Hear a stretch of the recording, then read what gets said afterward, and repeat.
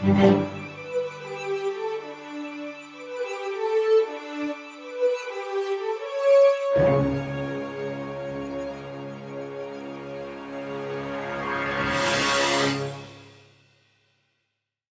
name is Gord Martman, and this is a story of a truck that I built.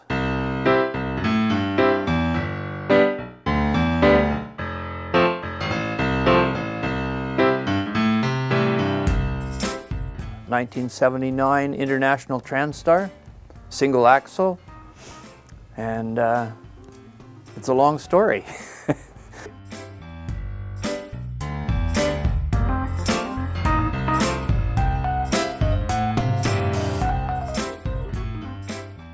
I've been building hot rods all my life as well, so I sort of knew the rebuilding industry and what was needed there and so on. And I kind of had this idea that I would like to try and find an old International Transstar like the one I drove as a kid and rebuild it, having no idea what it would cost.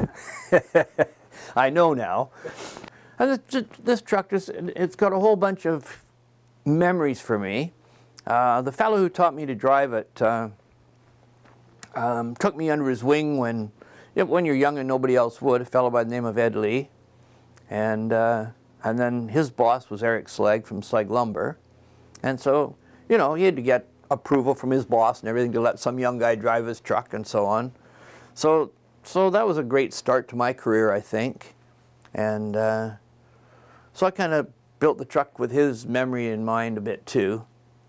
And then thinking about my dad, who passed away last year. And so it's kind of a memorial to all of them as well, people who helped me out and mentored me and got me where I am today.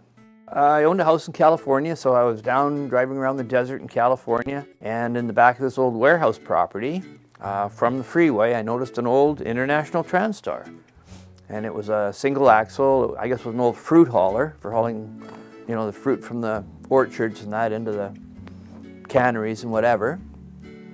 So I went and checked it out and found the owner, and he had no interest in selling it. So I thought, okay, well, I went back every winter, so about the third winter back there, I went and saw him again, and he was softening, so finally we made a deal for $1,500 US, sitting there. The windows had been down in it, it was full of sand, it was a mess. It was, as there's pictures to show. So anyway, I organized getting it shipped up here. It was $9,500 US to get it shipped right to BMT. So we had that done, and I had another wrecking company come up here. Peninsula Towing came and unloaded it, and we got it in the shop here with BMT, and I put together a package with them, or they put together a package with me, I'm not sure which, to redo this truck. So we did a frame-off restoration on it.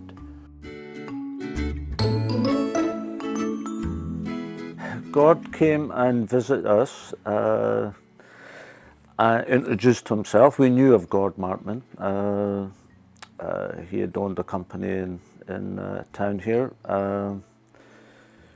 but didn't know who he was until he actually came in that day.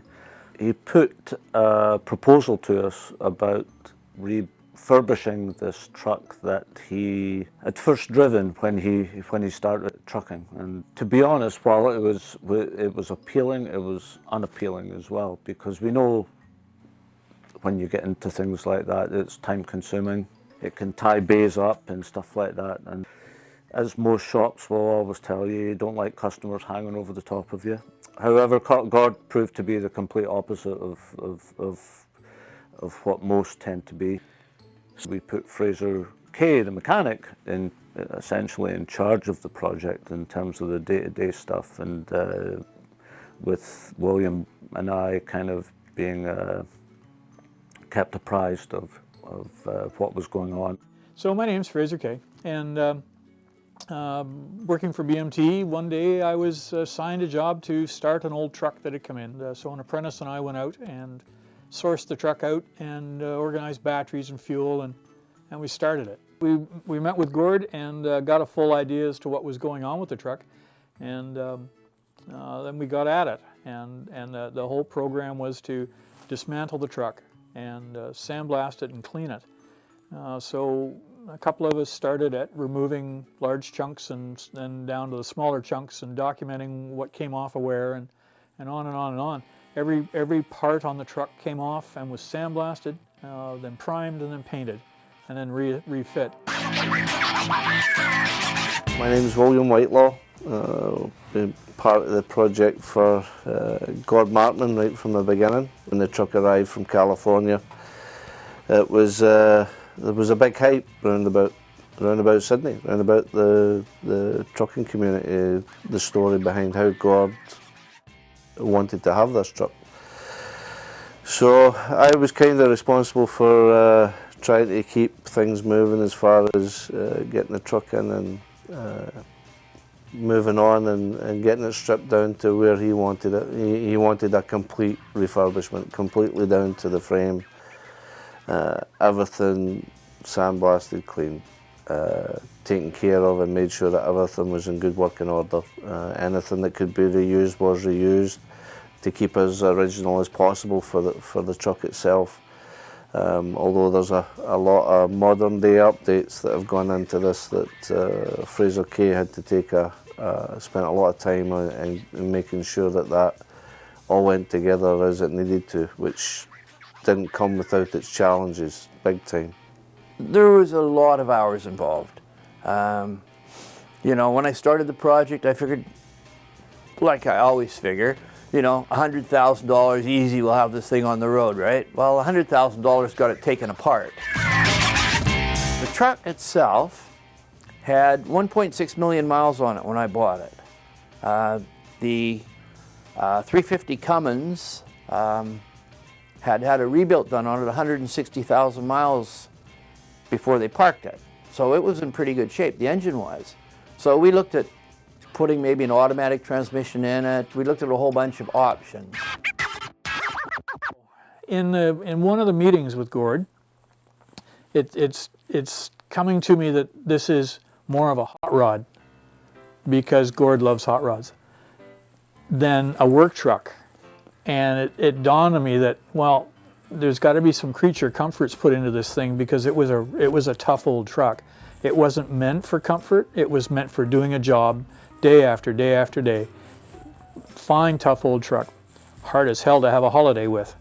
So I made up a list of things that I thought were necessary for a comfortable, drivable truck, and we ran it past Gord, and he was happy with just about all of it. To facilitate that, he acquired a second truck. I went to Ritchie Brothers Auction in Vancouver and bought a 2001 International Tandem to get some updated parts off of it.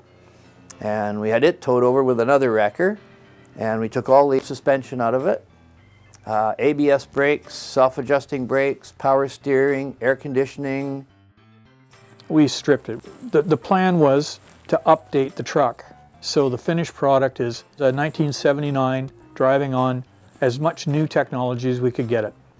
We took the rear end out of the donor truck, the 2001, put that in, changed the rear axle ratio in it so that we got a top speed of about 70 out of it. And we ended up going with the original motor in it and the original transmission. So it was a 9-speed in it. We had that rebuilt, put back in, and started putting it together.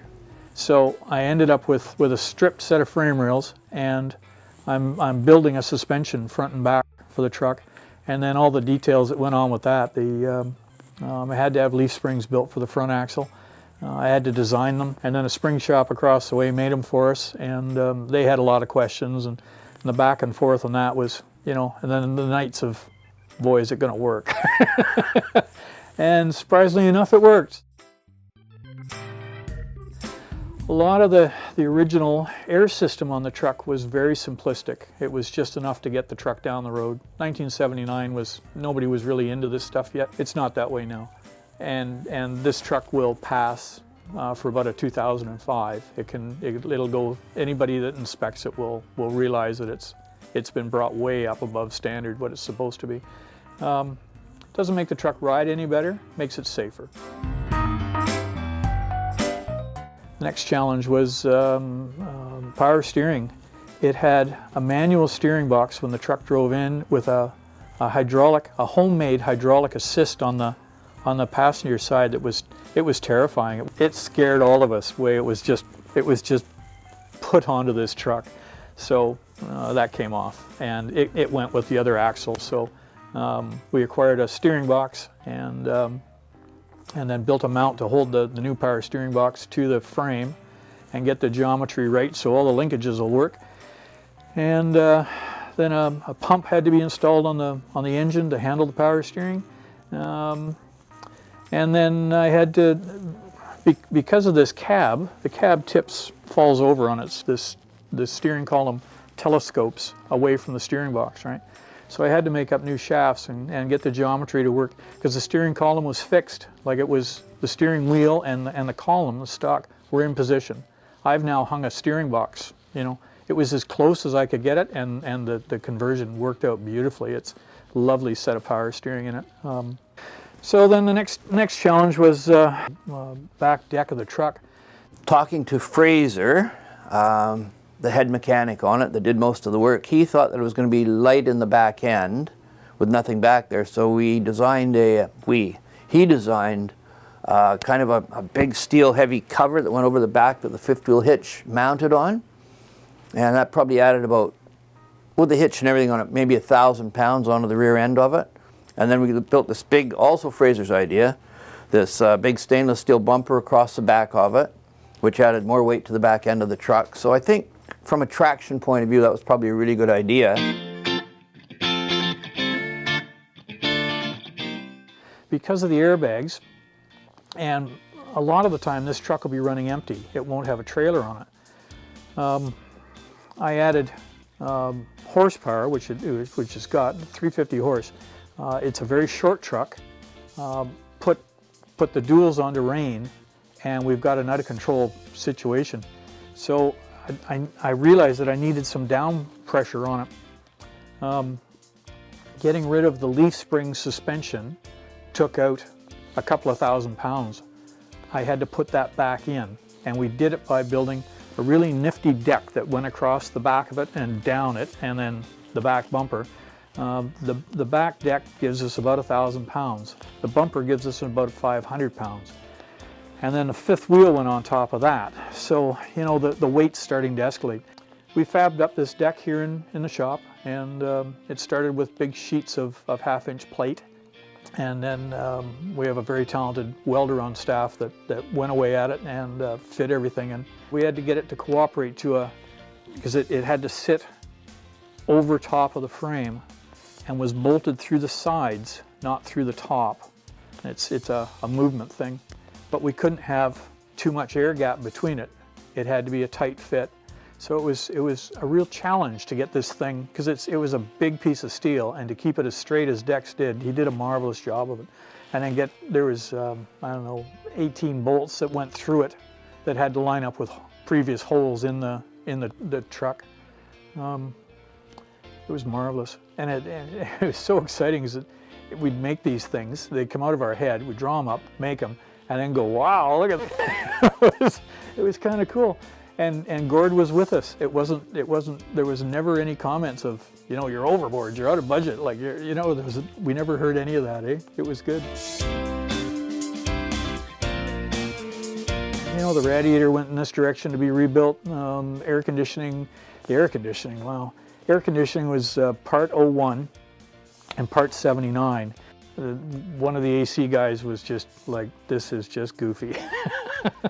But he has AC and it works quite nicely. We had to make up new dashboard to handle it, because the old controls were all cables. The new controls are all wires, so we had to get rid of the cable system, and I made up a new dash plate to hold the new dash for the AC. I think it looks pretty good. That was probably the biggest challenge, was the wiring. That was probably 5 weeks work to wire the truck, but there was no harness for it.